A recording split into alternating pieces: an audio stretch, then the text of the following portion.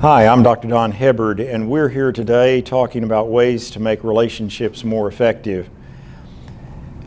As a marriage and family therapist, I regularly have people call me and sit down in my office, and they're facing a decision that is unlike anything that they've had to face before. There are three kinds of decisions that we face in life. There are approach decisions. Those are decisions where there's two good options. Do I want strawberry shortcake for dinner, for dessert, or do I want pecan pie? Two good decisions. There are approach avoidance decisions. Do I want to study for this final exam, or would I rather run around with my friends this evening? Approach. There's one good option, one difficult option. The problem that people show up in my office with are when they are in the category of avoidance decisions. Two bad options. They're between a rock and a hard place. Two tough things that they're having to decide. Do I want to risk spinal injury, or do I want to have surgery to my back? Two tough options there. So what I'm going to suggest to you is an approach to solving the big decisions. How do we tackle those avoidance decisions that we all face in adulthood and we have to grapple with? 5-stage process I'm going to recommend to you. Step number one is, I recommend to folks, you've got to own it. You've got to make up in your mind that this is your problem. You're going to have to address it. You're going to have to solve it. You're going to have to face it. Your mom ain't going to show up and magically take it away from you. This is something you're going to have to address, which means that I'm not going to be able to rely upon denial or kicking the can down the road or hoping it just magically goes away. So stage one is owning the problem. When my daughter was growing up, she rode horses, English and Western pleasure, and we got into owning horses. My trainer called me one day and said, there's a horse that is off of the racetrack in Oklahoma City that is down in a stall in a mud pit down in Norman, and it's a 2-year-old, and it's got a bowed tendon, basically a pulled hamstring on a horse, and they're fixing to send it to a slaughterhouse for $200. But if we show up and we want to plunk down the money, we think this is worth putting the training in, we can buy the horse. So pick up my daughter from elementary school and we head down to Norman because she'd been saving up about $200 to get a project horse to work on. Look at it, beautiful, 17 hands, black horse, big white star on the forehead. We plunk down the money and we haul that horse home. On the way home, I look at the trainer and my daughter and I said, let's get colic insurance on this horse. Make sure it doesn't colic. Colic is where the intestines twist and it kills the horse. Big bucks for surgery. Okay, we'll take care of that. So I'm at the university teaching, about 9 months later, and I get a call from my daughter. Dad, we're on the way to the vet's office, to the hospital. Encore, we named it Encore. Encore's colicking, we think, and you need to meet us there. So I do, and a young vet student from OSU meets us there. He examines Encore, comes back and says, yeah, he's colicking.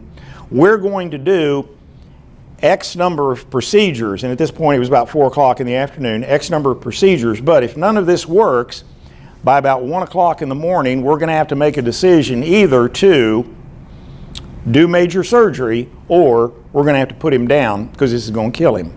So, approach, avoidance, major decision.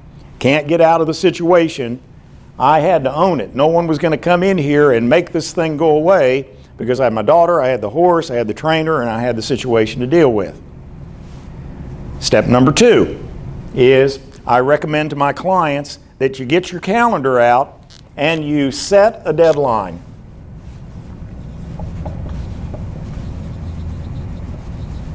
You set a deadline. You go out in your calendar, you get your iPhone and you scroll through your calendar and you pick a date somewhere in the future and you decide at this point or sometime before this date arrives, I'm going to make a decision on this particular issue. I'm going to pull the trigger and I'm going to make a decision, and this is going to be over.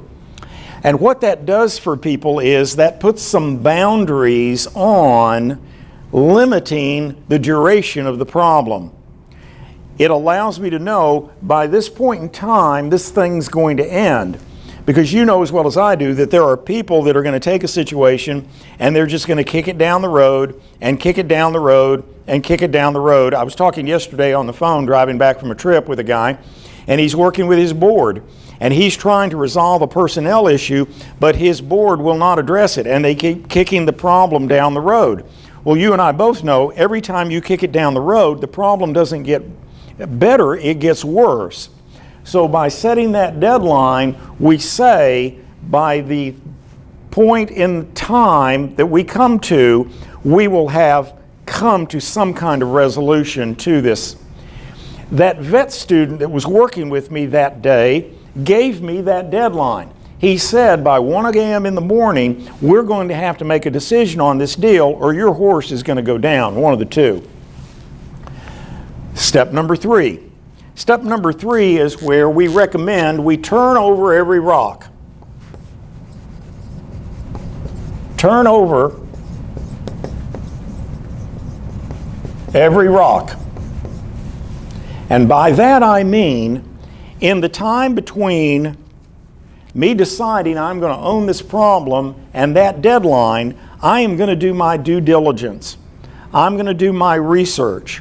I'm going to turn over every rock. I'm going to look at every option, every possibility, every possible approach to solving this problem. I'm going to get out my sheet of paper. I'm going to do my pros and cons list. I'm going to interview people. I'm going to get on the internet and research. I'm going to talk to people who have been in this situation. I'm going to spend days and weeks and maybe months gathering as much information as I possibly can to resolve this thing. And I recommend to my clients that as they're doing that, they keep a notebook, they keep a journal, and you write down all the possible scenarios, the pros and cons, the information you're finding. And what I've discovered is if people will work step 3, if they will do their homework, if they will put in the sweat and the energy, eventually over time, as I'm moving toward that deadline, eventually 1 or 2 options are going to begin to emerge as the preferable scenarios. One of the things I do as a consultant and then also as a therapist is I then dialogue with people about the emergence of those options. I work with people here in step 3, helping them talk through how they feel about their various options. So, back to the vet hospital.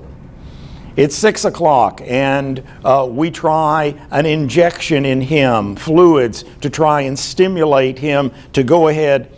Colic is where they're eating grain and it's supposed to go right through them in the poop, and they've gotten stuck in the middle. So you can do all kinds of things to try and get the digestive system moving again, but if it doesn't move, if it tightens up and twists, it'll kill them. So we try injections at 7 o'clock and that doesn't work, and at 9 o'clock we try massage and that doesn't work, and 11 o'clock he's got me walking the horse around and around in circles and trying to get. So we are turning over every possible rock that we can possibly do that's going to resolve this particular issue. Which leads us to step number 4. At some point in time, I'm going to decide to pull the trigger. And we recommend that. Pull the trigger. In other words, I'm going to make a decision.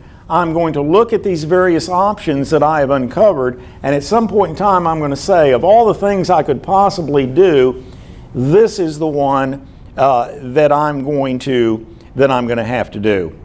And normally what happens is that kind of emerges up from the research and the data. You know, you've fried hamburgers in a skillet and it gets all that burn. You put water and it begins to flake up.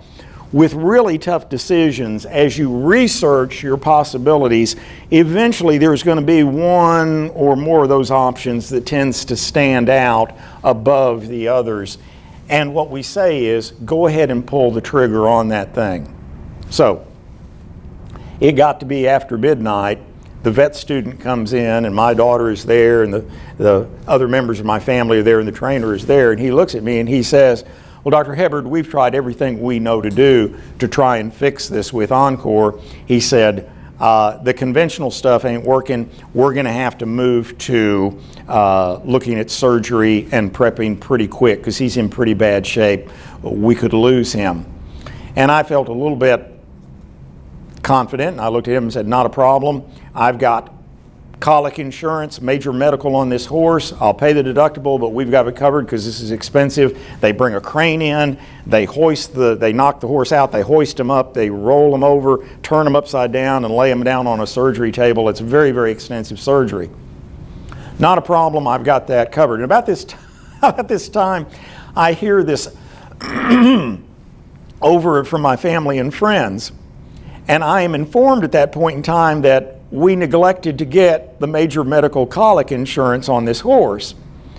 So it's 12:45, and I'm looking at a situation where I'm looking into my daughter's eyes, and she's going, this is my star horse, and we don't have insurance to do this surgery, and it's going to be massively expensive.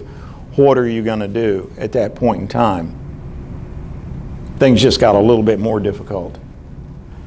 Own it, set a deadline, turn over a rock, pull the trigger. Step 5 is you make it work. You make it work.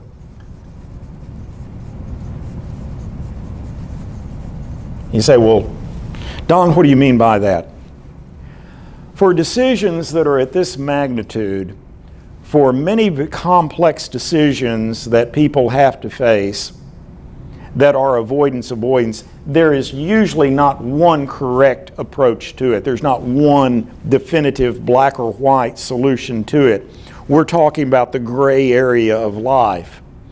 And what we found is, if people will do their due diligence here in researching, will own the solution, most solutions that they pick, the effectiveness is in how they walk it out. In them owning that decision and saying, this is what's right for me, I'm going to make this thing work, we're going to walk this out, and it's going to be okay. One of the techniques that I recommend to my clients that they do at this point in time is they go back to that notebook that they've been keeping of all their notes and all their records and their materials, and on the day that they make that decision and they pull that trigger, you write down all the reasons you decided this is the direction I'm going with my life. Because in a month, in 6 months down the road, you're going to have a day where you question yourself.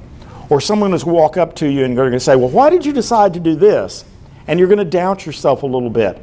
So at that point in time, you walk back to your notebook and you look at the work you did, and then you look at that decision list and you look at, oh, here are all the reasons I decided to go this direction with my life. Now, at this point in time, that vet student says, I got an idea. He leaves the room and he comes back in a few minutes and he's carrying 2 buckets, one filled with a liquid and 2 long lengths of green garden hose. And he puts Encore into a metal stall protecting him, and he comes over to me and he says, there's one more thing we can try. He said, we can irrigate him. And he said, I've got a bucket of water and mineral salts and oil here, and he said, I insert this garden hose into the rear end of the horse, and I am going to be pumping this oil and fluid into him from the rear. He hands me a hose and he says, we're going to run this up through his nostril into his stomach cavity. And he said, I need someone on the front end of the horse to be able to suck out the air and pull this fluid through him in reverse. It's called irrigation. And then he smiled at me and he said, I'm the doctor, so I'm the pumper. He said, you are the owner, and you're going to be the sucker. And so, in reality, that's what we did. And we were able to irrigate the horse and saved his life. What I'm recommending to you, though, is I'm recommending when you encounter in your life those those avoidance decisions, I don't know what to do, that you might try this track to run on, and I found it's going to lead you to a solution that may be satisfying to you.